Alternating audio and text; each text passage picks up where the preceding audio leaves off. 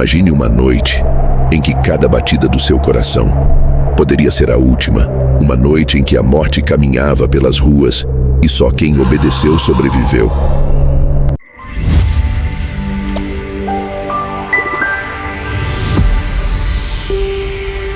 Imagine uma noite tão silenciosa que até o vento parecia conter o fôlego. Ruas vazias, portas trancadas, lares mergulhados em orações e medo. Uma noite em que cada segundo parecia eterno, cada sombra parecia uma ameaça. Não era apenas uma noite qualquer.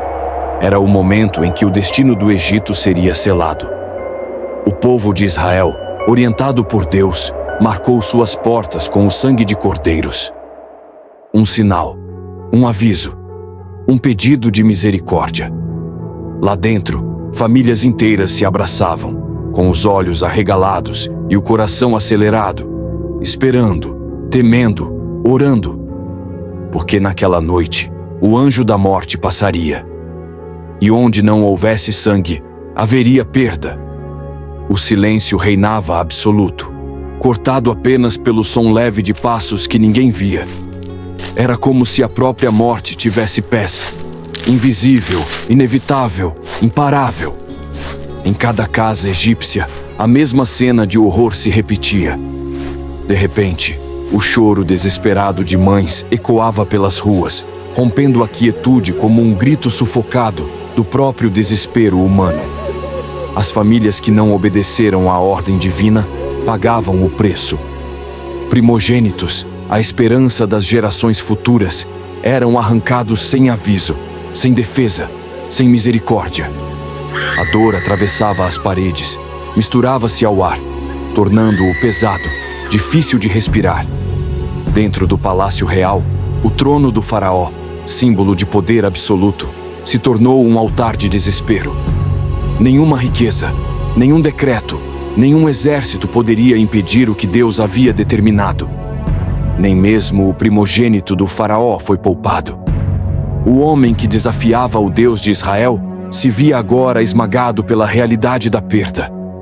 Ele, que prometia imortalidade a seu povo, agora enfrentava a impotência diante da morte inevitável. A resistência de Faraó, construída em arrogância e orgulho, começava a ruir. Seus olhos, antes altivos, agora se enchiam de lágrimas que nem todo o ouro do Egito poderia secar. Do lado dos israelitas, o alívio era silencioso. Cada casa marcada pelo sangue permanecia intocada. A fé, a obediência e o temor de Deus haviam protegido seus lares. Era uma lição que ecoaria pelos séculos. Quem se esconde sob as asas do Altíssimo encontrará refúgio, mesmo no dia da destruição. Ainda assim, ninguém celebrava. Era impossível se alegrar diante do lamento que invadia as ruas, diante da dor que sufocava o ar. Todos sabiam, algo imenso havia acontecido, e o mundo jamais seria o mesmo depois daquela noite. A madrugada avançava e a terra do Egito se enchia de gemidos. O faraó, agora quebrado em espírito, chamou Moisés e Arão às pressas. Sua voz, antes cheia de ordens e ameaças, agora era apenas um sussurro de derrota. Levantem-se, saiam do meio do meu povo. Levem também seus rebanhos, suas famílias, e vão e sirvam o Senhor como vocês pediram. Era o fim da escravidão. Era o começo da libertação. Mas o preço pago em lágrimas, em vidas e em orgulho era incalculável. Enquanto o sol começava a nascer timidamente no horizonte, trazendo seus primeiros raios pálidos, algo estranho acontecia. O céu que deveria clarear começava a escurecer de forma sobrenatural. A luz fugia do mundo como se temesse o que ainda estava por vir. Uma nova praga se formava, uma praga que traria um medo ainda mais profundo. A escuridão total, uma sombra tão densa que poderia ser sentida no toque, no ar, nos ossos.